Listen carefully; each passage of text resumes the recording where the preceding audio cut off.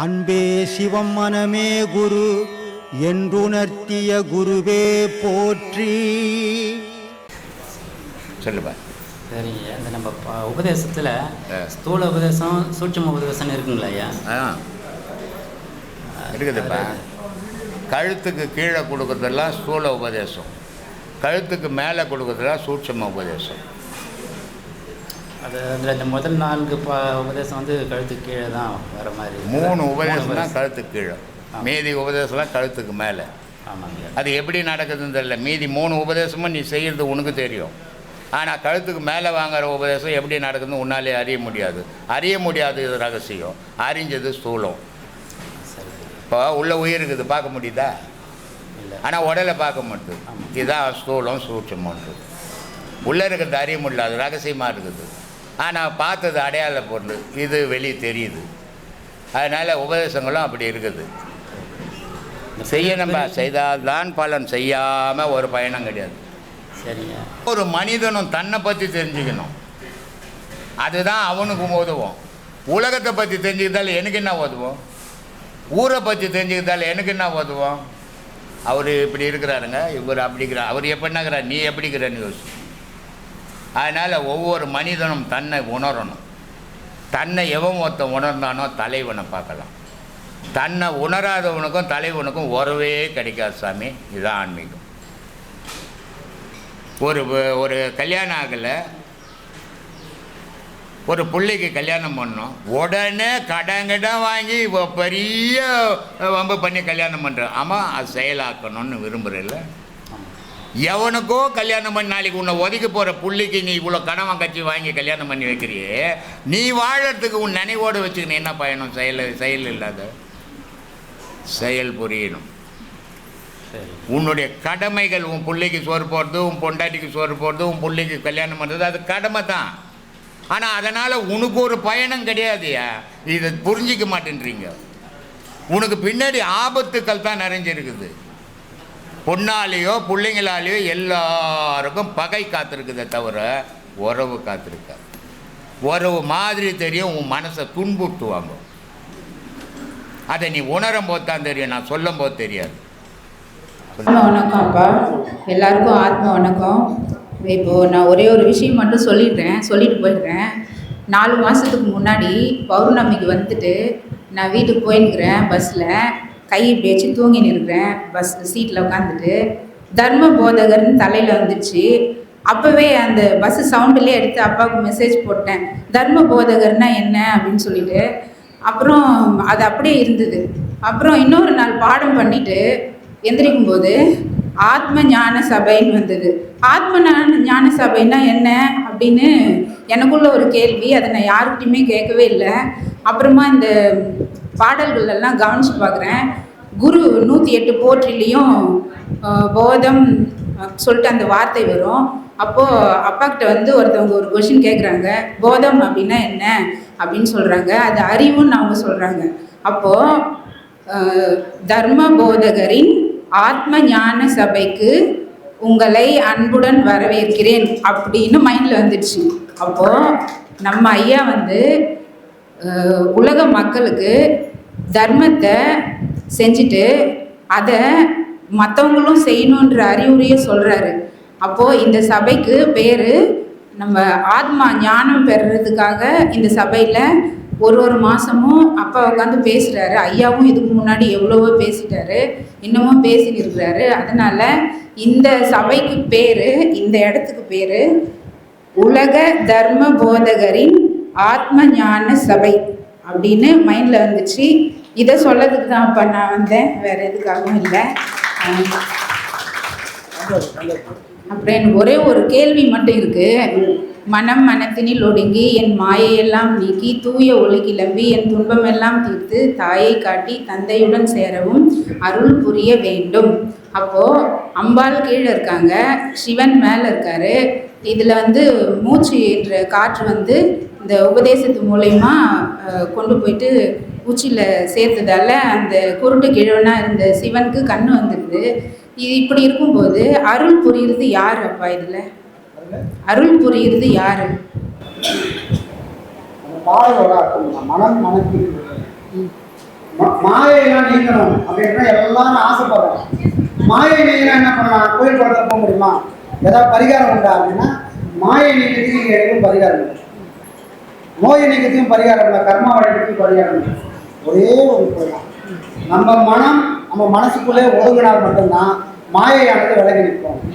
அப்போ மாயையை எதிர்க்கக்கூடிய சக்தி இங்கே யாருக்குமே கிடையாது. ஏன்னா அதே இறைவனோட சுருக்கம். இறைவன்றவன் தனக்குள்ள இருந்து ஒரு சக்தி பிடிக்கிறான். அந்த சக்தி இல்லைன்னா உலகம் இல்லை, அந்த சக்தி இல்லைன்னா உயிர்கள் இல்லை, அந்த சக்தி இல்லைன்னா இறைவனுக்கு வேலையே இல்லை. அப்படியேப்பட்ட சக்தி என்னது? மாயை. அப்போ இறைவனா இருந்து எதையுமே செய்ய முடியாதுன்னு தனக்குள்ள ஒரு பாகத்தை பிரிக்கிறான். அந்த பாகத்தோட பேர் என்னது? மாயை. அப்போ இவ்வளோ பெரிய பலம் வாய்ந்த, இவ்வளோ பெரிய சக்தி வாய்ந்த இறைவனுக்கு பாதியாக இருக்கக்கூடிய அந்த மாயை நம்மளால் எதிர்க்க முடியுமா? அழிக்க முடியுமா? தப்பிக்கவே முடியாது. அப்போ இந்த கிட்ட நான் சண்டை போடுறேன்னா புத்திசாலியாக இருக்குமா? அறிவு உள்ளவங்க, ஞானம் உள்ளவங்க என்ன பண்ணுறோம்? இவ்வளோ பெரிய பேருண்மைப்பா, இது மகா சக்தி, இறைவனோட அம்சம் அப்படின்னு தெரிஞ்சுட்டு அதுக்கிட்ட சண்டை போடுறதுக்கு நிற்கும். சண்டை போடுறது நிறுத்திட்டு இதோட மூல வேர் எங்க இருக்குது? ஒரு மரம் இருந்தா சல்லி வேர் இருக்கும், 1000 சல்லி வேர் இருக்கும், ஆணி வேர் ஒரே வந்தார். அப்படிதான் எல்லா மரமும் இருக்குது. நாம என்ன பண்றோம்? ஆணி வேர் விட்டுறோம், சல்லி வேர் தெரியுமோ இதெல்லாம் வேர் போட்டுன்னு. இது எந்த காலத்துல முடியும்? வாய்ப்பே கிடையாது. அது என்ன சொல்ல முடியாது. அதோட ஆழத்தை நம்ம உணர்ந்து போயிட்டே இருக்கும். ஆனா ஆணி வேர் உன்னை பிடிச்சிட்டான்னு சொன்னால் ஒன்னே ஒன்று அதை பிடிச்ச முடிஞ்சு போச்சு. அப்போ தன்னை தேடி வரக்கூடிய உயிர்கள், ஞானத்தை தேடி அணையக்கூடிய ஆன்மாக்கள் முதல்ல பண்ண வேண்டியது அந்த வேறு ஆணி வேர் மாதிரி தான் மனசை தனக்குள்ள ஒதுக்கி வைக்கணும். ஐயா சொல்றாரு, உன் மனசை ஊர்ல விட்டு ஆனாடுனா என்ன நடக்கும்? உனக்குள்ள ஒழுங்க வைக்கக்கூடிய சக்தி இருக்குதா? அந்த வைராகியம் இருக்குதா? அந்த வழி தெரியுதா? வழியை சொல்லி கொடுத்ததுக்கப்புறம் அதை தடுமாறக்கூடாது. ஏன் எனக்குள்ள ஒடுங்கணும் அப்படின்னு சொன்னா, ஒரு விதை முளைச்சி விருச்சமாய் வந்துடுச்சு, மனமா வந்துச்சு. இப்போ திரும்பவும் அதை வெட்டி கிட்டிலாம் போட்டோம்னா எப்போ வந்தாலும் இந்த மண்ணில் இருந்து கொடுத்துரும். ஒரு பொட்டு தண்ணி விழுந்தா யாராவது அங்கே ஏதாவது உயிரிழந்து போகிறாங்களா? எதையுமே போகிறதில்ல, தானாகவே உற்பத்தி ஆகுது. அப்போ இந்த உலகம்ன்றது படைப்பு தொழில் செய்யக்கூடிய பிரம்மா. இந்த உலகம் தான் பிரம்மா படைப்பு தொழிலாக செய்யுது. யாரும் உயிர்களை படைக்கல, அது பஞ்சபூதமும் சேர்ந்து எந்த வடிவத்தில் வேணா உயிர்களை உற்பத்தி பண்ணினாங்க. அதுக்கு சாட்சி ஒரு கொஞ்சோண்டு மழை தண்ணி இருந்தாலும் அது எங்கிருந்து தான் உயிர் வந்து சேர்ந்ததுன்னு தெரியல. அப்போ இவ்வளோ பெரிய விஷயம் இங்க நடக்குது. இதோட தாற்பயம் புரியாம, இதோட ஆணிவை தெரியாம நம்ம பல இடத்துல போய் சேர்ந்தா எங்கேயாவது விடுதி கிடைக்குமா? அப்போ வளர்ந்து விரிஞ்சு கிடக்கிற இந்த பாழா போன மனசை திரும்பவும் அது எங்கிருந்து தொடங்குச்சு? ஒரு விதையிலிருந்து தான் தொடங்கிருக்கோம். அந்த விதைக்குள்ள இவ்வளவு பெரிய மரத்தை உள்ள கொண்டு போய் சேர்க்கறதா இந்த பாடம். புரியுதுங்களா? நாம என்ன பண்றோம்? உலகத்துல யாராலும் செய்ய முடியாது. எந்த மரத்தையும் விதைக்குள்ள அடைக்க முடியுமா? வராத வரைக்கும் அதுக்குள்ள உட்காந்துருக்கு. வந்துருச்சுன்னா நடக்கிறதுக்கு யாருக்கும் வாய்ப்பே கிடையாது. ஆனால் குருநாதர் மூலமாக கொடுக்கக்கூடிய வாகன அந்த கலையினால் மட்டும்தான் இவ்வளோ பெரிய மரம் திரும்பவும் அந்த ஒரு புள்ளியில போய் ஒரு நாள் ஒதுங்கும். என்னைக்கு அந்த புள்ளியில போய் அந்த மனம் ஒதுங்கோ அன்னைக்கு ஞானம் என்ற பூ ஒரு நாள் பூக்கும். அதுக்குதான் அந்த பாடலை அறிய சொல்லுவோம். ஞானம் மனத்தில் ஒதுங்கி நம் மாயெல்லாம் நீக்கி தூய ஒளி கிளம்பி அப்பதான் கும்பமெல்லாம் தீரும். எது வந்தா தூய ஒளி. அது எங்க இருக்குது? நமக்குள்ளே தான் இருக்கு. அதை எரியறதுக்கு எந்த பொருளும் தேவையே கிடையாது. ஒரு விளக்கு ஏற்றி வைக்கிறோன்னா என்ன வேணும், திரி வேணும், ஏன் விளக்கு வேணும்? இதெல்லாம் இல்லாம நம்ம எரிய வைக்க முடியுமா? எதுவுமே இல்லை. இந்த மூச்சு அவ்வளோ பெரிய ஜோதியை இந்த மூச்சின் மூலமா நம்மளால உணர முடியும். அதுக்கு எண்ணெய் இல்லை, தண்ணி இல்லை, யாரோட உதவி இல்லை. இந்த மூச்சை மட்டும் நான் உறவாடனா. யாரோட உறவாடனா? மூச்சோட. மூச்சு யாரோட உறவாடணும்? இது வரைக்கும் யாரோட உறவாடி இருக்குது? மூச்சு உலகத்தோட உறவாடி இருக்குது.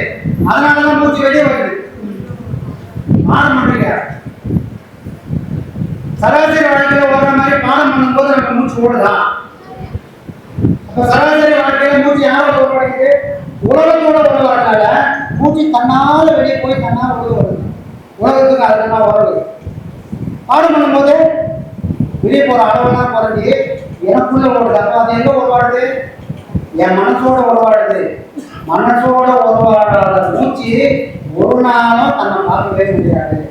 அதுக்கும் ஒரு குணம் வேணும். மனம் என்ற வாகனத்தின் மூலமா தான் மூச்சு பயணம் பண்ணணும். வெறும் மூச்சால இறைவனை அடைய முடியாது, தன்னையும் உணர முடியாது. அதுக்கு ஒரு துணை வேணும்.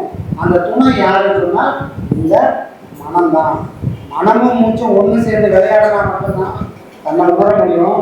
தன்னை எழுதி உணரணும். அப்பதான் இறைவன் யாருன்றதை உணர முடியும். அதுக்கு இந்த பாதை, இந்த பயணத்துல நாம் கடுமையாக போகும். சரிங்களா? இன்னும் ஒரே ஒரு கேள்வி இருக்கு. மகாபாரதத்தில் கிருஷ்ணருக்கு எல்லா சக்தியுமே இருக்கு, உலகமே அவர் தான் அப்படின்னு சொல்லிட்டு இருக்கு. ஆனால் அந்த போர் அவர் நடத்துறதுக்காக அர்ஜுனன், இவங்க தர்மர், இவங்ககிட்டலாம் ஒரு ஒரு தெய்வத்துக்கிட்ட இப்போ அர்ஜுனன் கிட்ட சொல்கிறாங்க, பாசுபதாஸ்திரம் போயிட்டு நீ சிவன் கிட்ட வாங்கிட்டு வா, அங்கே போயிட்டு நீ தவம் பண்ணி வாங்கிட்டு வான்னு சொல்கிறாங்க. அதே மாதிரி பீமன் வந்து நீ போயிட்டு ஆஞ்சநேயர்கிட்ட போயிட்டு உன்னோட தவம் பண்ணி அந்த சக்தி நீ வாங்கிட்டு வான்னு சொல்கிறாங்க. ஏன் இந்த சக்தி எல்லாம் கிருஷ்ணர்கிட்ட இல்லையா? வெளியில் அனுப்புகிறாங்களே, அவங்க எதுக்காக அனுப்புனாங்க? ஒரு யோசனை பண்ணி நடக்கும்போது எப்படிலாம் கேள்வி கேட்கறாங்க. இறைவன் ஒரு நாடகத்தை நடத்தான். யாருக்காக நடத்தான்? மகாபாரதன்றது ஒரு இதிகாசம், ஒரு நாடகம். இந்த நாடகம் ஏன் நடக்குது அப்படின்னு சொன்னா இந்த உலகத்துக்கு பாடம் வேணும். எத்தனை ஆயிரம் வருஷம் ஆனாலும் இந்த மகாபாரதத்துக்கு ராமாயணத்துக்கோ இணையான ஒரு நாடகம் யாராலும் கொண்டு வரவே முடியல. அப்ப இவ்வளவு காலத்தையும் தாண்டி ஒரு விஷயம் நிக்குதுன்னா சத்தியம் இல்லைன்னா அது நிக்குமா? கற்பனை இருந்தா நிக்குமா? அப்ப அதுல ஏதோ ஒரு சத்தியம் இருக்குது. நம்ம அறிவு கேட்கல, நானா சொல்லியிருக்கிறேன், நானா பெரிய வச்சேன், அதான் சும்மா எப்படி கேட்கறதெல்லாம் வாழ முடியும் அப்படின்னு நாம் சொல்லுவோம். ஆனா சத்தியம் இல்லாத எதுவும் காலம் கட்டுறது நிற்கவே முடியாது. புரியுதுங்களா? அப்போ மகாபாரதத்துல கிருஷ்ணனுக்கு எல்லாமே தெரியும், எல்லாம் தெரியும்ல. அவன் பிறந்தவன கம்சன் அழிச்சிருக்காங்க. அதுக்கு கூட எவ்வளவு காலம் காத்திருக்கான். ஏன் அதை காத்திருந்தான்? அவன் தான் கடவுள் பிறந்துட்டான். எதிரி யாரும் தெரிஞ்சு போச்சுல. அப்ப அவனை காப்பாற்ற வேண்டியது அவன் அம்மா அப்பா காப்பாற்ற வேண்டியதானே. ஒன்னு அப்பவே இவன் தப்பிச்சு வெளியே போனான், திருட மாதிரி போறானே. எதுக்காக போனான்? இந்த உலகத்துக்கு பாடம் எடுக்கிறான். ஒரு கீழைய சோழன் முடிவு பண்ணிட்டான். பஞ்ச பாண்டவர்கள் எல்லாரும் பலசாலி தான். ஏன் அர்ஜுனனை போய் தேர்ந்தெடுத்தான்? இவனே சொல்லிக்கலாம, தனியாக போய் பணத்துக்கலாம. எதுக்காக அர்ஜுனனை தேர்ந்தெடுத்தான்? சரி, பஞ்சபாண்டவர்கள் விட்டுடு. கௌரவர்கள் எவ்வளவு அதிகாரி இருக்கிறான், எவ்வளவு பலசாலி இருக்கிறான், எவ்வளவு ஞானம் உள்ளவர விதுரனாகதான் இருக்கிறான். ஏன் அவங்க எல்லாம் சொல்றாங்க? அர்ஜுனன் கிட்ட போய் கீதை உபதேசம் கிருஷ்ணன் செய்யறான். நீங்க மட்டும் தான் கேட்கணுமா? நான் கேட்கக்கூடாதா?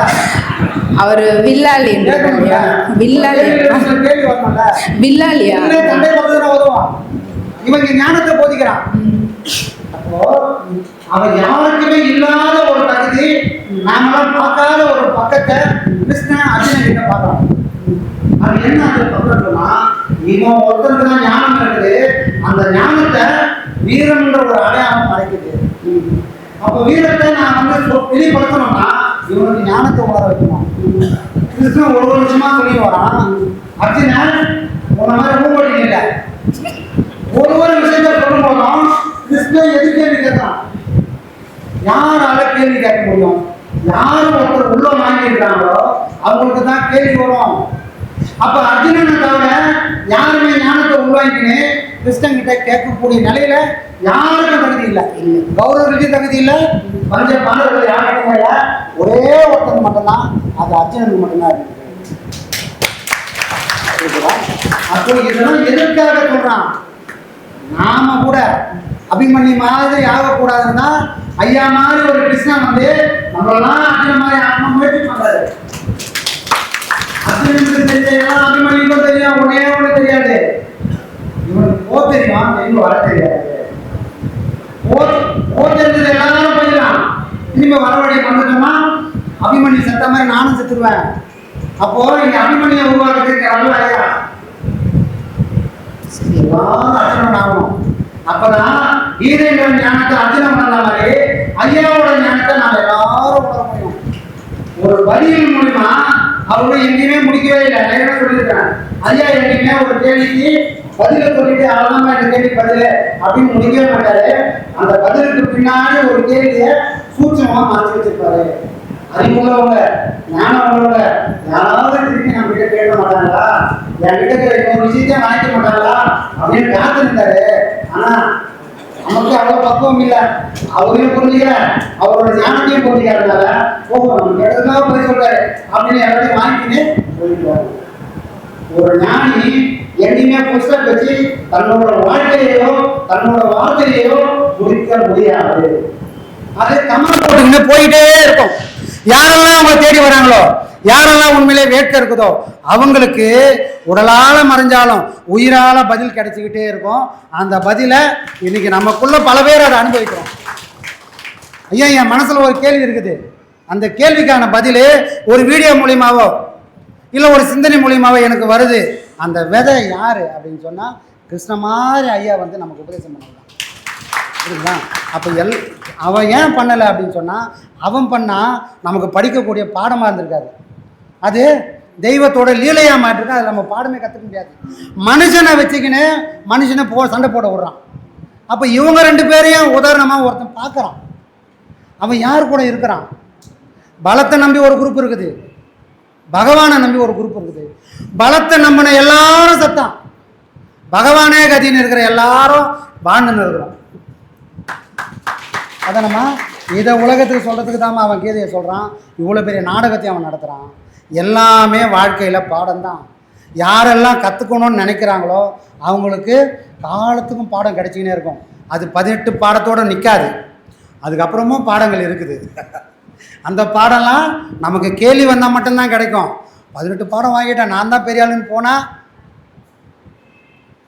கிடைக்காது. அதை தாண்டியும் பாடங்கள் இருக்குது. அந்த பாடம் இந்த பக்குவத்தோடு யார் இருக்கிறாங்களோ அவங்களுக்கு மட்டும்தான் கிடைக்கும். சரிங்களா?